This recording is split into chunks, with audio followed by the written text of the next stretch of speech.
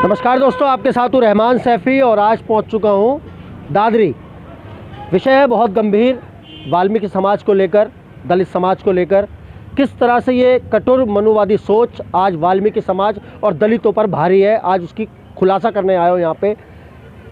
फिर से एक बार उस पढ़े लिखे व्यक्ति का, आप सब जानते हैं कि दलित समाज को हमेशा से जो है इस मनुवादी सोच ने जो है दबाने का काम किया है और ये कौम जो है दबती चली आई है। लेकिन कुछ लोग वाल्मीकि समाज के, दलित समाज के बढ़ चढ़कर पढ़ाई में एक उच्च स्तर हासिल करते हैं, डॉक्टर, इंजीनियर, हर तरह की डिग्री हासिल करते हैं। ऐसे ही आज एक डॉक्टर को इन्होंने इस समाज से छीन लिया इस मनुवादी सोच ने। तो उसका खुलासा करने के लिए मैं कुछ वाल्मीकि समाज के सदस्यों का पहुँचा हूँ कि आखिर पूरा मामला क्या है, क्यों मर्डर हुआ, कैसे हुआ, पुलिस ने क्या किया और समाज की इसमें भूमिका क्या है मनुवादियों के। साहब, आपसे शुरू करूँगा पहले। उटवाल जी, आपसे शुरू करना चाहता हूँ पहले, क्योंकि आप हमेशा से आवाज़ उठाते हैं। आप सभी लोग किस तरह से देख रहे हैं इस मामले को? फिर से एक होनहार डॉक्टर जो है वाल्मीकि समाज का, इस दलित समाज का, छीन लिया इस मनुवादी सोच ने, किस तरह से देख रहे हैं? देखिए, दादरी थाना क्षेत्र के अंतर्गत एक गांव है नैनसुख, दादरी से थोड़ा आगे चल के सिकंदराबाद से पहले। वहाँ पर एक ही परिवार हमारा वाल्मीकि समाज का रहता था। 20 साल से हमारी रंजिश चल रही थी दबंग लोगों से। और जिनका मर्डर किया गया है डॉक्टर नन्नू सिंह जी, वो चुनाव के लिए भी खड़े हुए थे प्रधानी के, जिसकी रंजिश के चलते हुए उन्होंने उन्हीं की जगह से, जो दबंग लोग हैं उन्हीं की जगह में से रोड का रास्ता मांग रहे थे, जिसको चलते हुए उनको 20 साल से उत्पीड़न किया जा रहा था। और ये परिवार, पीड़ित परिवार, समय समय पर पुलिस को सचेत करता आया है, चिट्ठी के माध्यम से, अपने पत्रों के माध्यम से, लेकिन कहीं ना कहीं प्रशासन आंखें मूंदे बैठा रहा, जिसका खामियाजा डॉक्टर नन्नू सिंह जी को अपने प्राणों का बलिदान देते हुए करना पड़ा। वो अपने खेत के अंदर खाद बखेर रहे थे, तभी वहाँ अज्ञात लोग आए, वहीं के गांव के दबंग लोग, और उन्होंने उन पर 3 गोलियां चलाईं, जिसमें वो वहीं मौका वारदात पर मारे गए। मैं तो कहूँगा शहीद हुए, क्योंकि पीठ से गोली मारी है उन्होंने। तो आज हमने यह दादरी पर प्रदर्शन किया, अधिकारियों से संपर्क किया, अधिकारियों ने भी तसल्ली दी है, जिसमें उन्होंने कहा 3 दोषियों को उन्होंने पकड़ लिया है। 13 लोग जो रह रहे हैं, 1 हफ्ते का समय मांगा है उनको शीघ्र गिरफ्तार करने के लिए, और जो भी धाराएं के तहत मुकदमा बनता है तफ्तीश करके वो करेंगे। अगर नहीं किया तो 26 तारीख को जो गौतम बुद्ध नगर नोएडा, वहाँ डीएम कार्यालय है, वहाँ पर भी प्रदर्शन करेंगे। और ज़रूरत पड़ी तो हम गृह मंत्रालय दिल्ली के अंदर भी भारी पैमाने पर प्रदर्शन करेंगे और इन दोषियों को गिरफ्तार करके सख्त से सख्त कड़ी कार्रवाई की मांग करेंगे। साहब, एक सवाल मेरा है आपसे इस बात को लेकर। देखिए, आपने हमेशा जो है इस मनुवादी सोच का विरोध किया है और बढ़ चढ़कर काम किया है कि समाज को जो है, दलित समाज को इस मनुवादी सोच से बचाने का कार्य किया जाए। हमेशा से इस तरह के आप प्रावधान लेके आए और समय समय पर जागृत किया आपने लोगों को। लेकिन इतनी साक्षरता के बाद आज दलित समाज के, मैं मनीषा वाल्मीकि की बात ज़रूर करूंगा, क्योंकि अगर नहीं की तो ये नाइंसाफ़ी हो जाएगी दलित समाज के साथ। मनीषा वाल्मीकि देश में बहुत चर्चित नाम हुआ, एक ऐसी अनहोनी हुई उनके साथ, उनके दोषी स्वयं मनुवादी सोच के ठेकेदार। आज फिर से एक होनहार डॉक्टर को छीन लिया गया। किस नज़र से देख रहे हैं इसको, पूरे मामले को? पुलिस की सबसे पहले जानना चाहता हूँ आपसे, क्या प्रतिक्रिया रही है? सबसे पहले तो दुख का विषय है, एक हमारे बीच से हमारा पढ़ा लिखा एक वेटनरी डॉक्टर जो इस दुनिया से चले गए, चले क्या गए, शहीद हुए हैं वो, क्योंकि गोली पीठ पर मारी है। और हमने दादरी पर जो प्रदर्शन कराया, थाना दादरी पर, वो इसलिए किया क्योंकि परिजनों का कहना है कि जिन मुजरिमों को अरेस्ट करना चाहिए था, जिनका हमने नाम लिया, जिसका उन्होंने, उनकी पत्नी ने, चश्मदीद ने उन्हें देखा है, उन लोगों को अरेस्ट नहीं किया है। तो प्रदर्शन का कारण यही था और यही बात हमने कही थी शासन से और प्रशासन से कि हमारी आपकी कोई लड़ाई नहीं है, कोई रंजिश नहीं है। जो व्यक्ति अपराधी हैं, जिन्होंने हत्या की है, उन्हें अरेस्ट करो और उन्हें जेल भेजो। और अगर आप लोग उन्हें अरेस्ट करके जेल नहीं भेजते हैं तो मजबूरन हमें दिल्ली गृह मंत्रालय पर भारत सरकार के अंतर्गत हमें प्रदर्शन रखना होगा। ये हमारी मजबूरी बन जाएगी।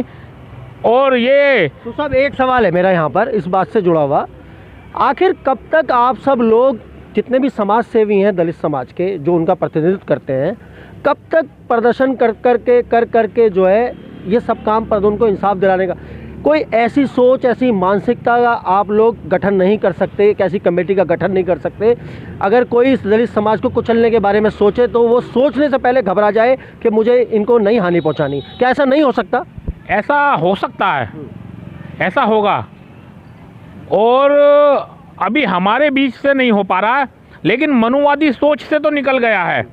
मनुवादी सोच तो ये सोच के बैठी है कि हमें दलितों पर अत्याचार करना है, और कैसे करना है, चाहे वो आरएसएस के माध्यम से हो, चाहे देश के प्रधानमंत्री पीएम के माध्यम से हो।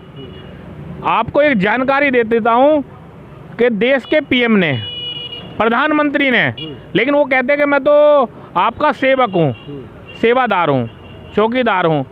तो यहाँ ये भी कह सकते हैं सेवादार हैं, जब तो वाल्मीकि समाज के लोगों से उन्होंने अपने पैर धुलवाए। मैं भी उनके पैर धुए, सॉरी, मैं भी तो वही कहना चाहता हूँ। पैर धोने से रोटी रोजी का संबंध नहीं है ना। केंद्रीय सफाई कर्मचारी मंत्रालय बना दो और सबको केंद्रीय सफाई कर्मचारी घोषित कर दो पूरे भारत के, और एक सफाई मंत्रालय बन जाएगा, तो उनकी रोजी रोटी का सवाल आ जाएगा। आज सवाल इस बात का नहीं है, और सवाल रोजी रोटी का नहीं है, सवाल रोजी रोटी बाद की है। आज है सवाल हत्या का। देश के पीएम ने, जब देश के अंदर दलितों पर अत्याचार हो रहा था, अभी बीच में तकरीबन ये 16 के आसपास की बात है या 15 के आसपास की बात है, तो देश के प्रधानमंत्री दामोदर दास नरेंद्र मोदी ने कहा था कि मेरे दलित भाइयों को कुछ मत कहो, चाहे मेरे गोली मार दो। इससे उसके बाद में देश के प्रधानमंत्री की ये बात सुन करके दलितों के ऊपर अत्याचार बढ़े हैं, और इसका जिम्मेदार देश का पीएम मोदी है, क्योंकि उकसाने का काम किया है, जबकि उन्हें कहना चाहिए था कि इस देश के किसी भी नागरिक के साथ कोई भी व्यक्ति अत्याचार अगर करता है तो उसे जेल जाना होगा। संविधान अधिकार देता है, हत्या करता है तो फांसी पे चढ़ेगा क्योंकि वो हत्या करता है, रेप करता है तो उसे रेप के बराबर सजा मिलेगी। लेकिन उसके बाद में जब से दामोदर दास नरेंद्र मोदी पीएम साहब ने ये कहा है कि मेरे दलित भाइयों को कुछ मत कहो, मेरे गोली मार दो, अत्याचार बढ़ा है और बढ़ने पर है आज तक। यही कारण है कि इन मनुवादियों की सोच बढ़ी है, क्योंकि आपने कहा कि अपने बीच से क्यों नहीं ऐसा संगठन बना लेते कि दलितों पर अत्याचार करने से पहले सोचे। लेकिन मनुवादी अपने संगठनों को मजबूत धार दे करके चला रहे हैं, और वो कह रहे हैं दलितों पर आए दिन अत्याचार करो। चाहे वो राजस्थान हो, आए दिन अत्याचार होता है, चाहे वो यूपी हो, चाहे दिल्ली हो, हर जगह पूरे भारत के अंदर दलितों पर अत्याचार बढ़ रहे हैं। लेकिन हमारे बाबा साहब डॉक्टर B.R. अम्बेडकर जी ने भी कहा था कि जब तक मेरा संविधान जिंदा है तब तक आप अधिकार मांग सकते हो। लेकिन आज ये संविधान को भी जलाने पर हैं, संविधान को भी फूंक रहे हैं, संविधान का अपमान कर रहे हैं। लेकिन अब हमें एकजुट होकर के पूरे भारत के दलितों को, पूरे भारत के वाल्मीकि समाज को एकजुट होकर के हमें काम करना होगा, क्योंकि हमें नज़र आ चुका है कि ये मनीषा बहन के हत्या के बाद में, उनके रेप के बाद में क्या हुआ है, और अत्याचार बढ़े हैं। और भी रेप हुए हैं मनीषा वाल्मीकि के बाद, और भी दलित लड़कियों के रेप और भी बढ़े हैं। मैं कह तो रहा हूँ, तो ये इन मनुवादी सोचों की नीति है। तो मैं सभी दलित परिवार से एक अपील करता हूं कि हमें एकजुट होकर एक प्लेटफार्म के नीचे होकर के एक मूवमेंट के साथ काम करना पड़ेगा, जैसे ये मनुवादी सोच के लोग करते हैं। और इसी के कारण हमने एक बात कह दी है कि हम अगर उनके मुजरिम हत्यारे जल्दी अरेस्ट नहीं हुए तो हम गृह मंत्रालय पर प्रदर्शन करेंगे। दोस्तों एक सवाल और है मेरा, ऊटवाल जी से करता हुआ चलूँगा यहाँ पे। ऊटवाल जी, मेरा एक सवाल और भी है। पहले बताता चलूँ आपको, उत्तर प्रदेश की घटना है। उत्तर प्रदेश के मुख्यमंत्री योगी आदित्यनाथ आजकल, क्योंकि उत्तर प्रदेश में चुनावी माहौल चल रहा है, हर मंच पर ये कहते हुए नज़र आते हैं। ऊटवाल जी, बार बार कहा जा रहा है उत्तर प्रदेश सरकार की तरफ, हम देख भी रहे, कोई छोटा सा जुर्म करता है उस पर NSA लग जाता है, उसकी कुर्की करा दी जाती है, उसकी प्रॉपर्टी की, उसको सालों के लिए जेल में डलवा दिया जाता है। पीएम मोदी खुद कहते हैं मंच से कि हमने जो उत्तर प्रदेश से माफिया का सफाया कर दिया। अगर माफिया का सफाया कर दिया तो दलित समाज के होनहार लोगों का ये जो कत्ले आम मचा हुआ है, ये कौन कर रहा है, कौन है वो माफिया, कहाँ से आ रहा है, कहाँ छुपा हुआ है, कैसे खुलासा करेंगे इस बात का? देखिए सेबी साहब, SC ST OBC माइनॉरिटी के लोग इस भारत के अंदर जो मूल निवासी हैं उनका ही शोषण हो रहा है। इसमें एक सबसे बड़ा राज ये भी है कि जो दबंग लोग हैं उन्हीं को जो शस्त्र के लाइसेंस दिए जाते हैं वो उन्हीं के पास हैं, SC ST OBC को नहीं दिए जाते। अगर जो परिवार, पीड़ित परिवार आज है, उन्होंने भी अप्लाई कर रखा था काबिज है कि हमें लाइसेंस दिए जाएं। अगर उनके पास भी लाइसेंस हथियार होते तो कम से कम सामने वाले दबंग लोगों को ये तो डर भय रहता कि इनके पास भी हथियार हैं, क्योंकि हथियार उनके पास ही हैं। आखिर ये मनुवादी लोग ही दबंग क्यों बनते हैं हमेशा? हमारे दलित समाज के लोग क्यों नहीं बन पाते, या माइनॉरिटी के ओबीसी के क्यों नहीं बन पाते दबंग? देखिए 70 साल हो गए मेरे देश को आज़ाद हुए, हम लोगों को फिर भी गुलाम बनाया जाता है। अब हमें शिक्षा से दूर कर दिया है, सब चीज़ से तो दूर कर दिया है, वंचित कर दिया। आज कटोरा हाथ में है, क्योंकि ये एक जैसे पेन होता है ना, पेन पूरा SC ST माइनॉरिटी है, और उस पर जो कैप है वो मनुवादी है, यानी कि कैप के बिना पेन की शोभा नहीं। इन लोगों की ये सोच बन चुकी है। तो मैं तो यही कहना चाहूँगा कि जितने भी SC ST OBC जो पिछड़े वर्ग के हैं, दलित लोग हैं और जो पीड़ित हैं, उनको भी भारत सरकार लाइसेंस दे, क्योंकि जो दबंग लोग हैं या गलत प्रवृत्ति के लोग हैं, उनमें कहीं ना कोई खौफ रहे कि इनके पास भी हथियार है। तो दोस्तों ये पूरी खबर थी, जिस तरह से दलित समाज के होनहार बच्चों को, बुज़ुर्गों को, अभी तक महिलाओं के ऊपर बात थी, आज जो है बुज़ुर्गों की खबर भी हमने आप तक पहुंचा दी है।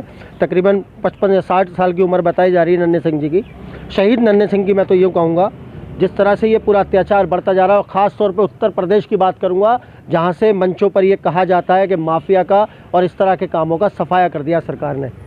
साहब लास्ट में क्या कहना चाहेंगे? लास्ट में ये कहना चाहूँगा, आपने कहा ना कि हमारे SC ST OBC या माइनॉरिटी के लोग क्यों नहीं दबंग बनते हैं, तो मैं लास्ट में एक संदेश देना चाहूँगा कि हम बाबा साहब के पुजारी हैं, हम संविधान के पुजारी हैं। वो कहते हैं हम संविधान को नहीं मानते, हम कहते हैं तुम संविधान को हटा करके दिखा दो, फिर हम तुम्हें ना भीमा कोरेगांव याद दिला दे। तुम संविधान बदल कर दिखा दो, संविधान हटा कर बता दो, संविधान को ख़त्म कर दो। अगर तुम्हें हम भीमा कोरेगांव 1818 1 जनवरी ना याद दिला दें तो हम बाबा साहब के वंशज नहीं, ये वायदा करते हैं। क्योंकि हमारे महापुरुषों ने कहा है, हमारे बाबा साहब ने कहा है कि शिक्षा वो शेरनी का दूध है, जो पिएगा वो धाड़ेगा। जाओ हर दीवार पर लिख दो, हम इस देश के शासक हैं। हम बाबा साहब के संविधान को मानते हैं, हम कानून को मानते हैं। वो लोग कानून को नहीं मानते, वो संविधान को नहीं मानते, हम उसे मानते हैं, क्योंकि हम जानते हैं कि हमारा संविधान हमें पूरी आज़ादी देता है, अधिकार देता है। बाबा साहब ने कहा कलम पकड़ो, शस्त्र मत पकड़ो।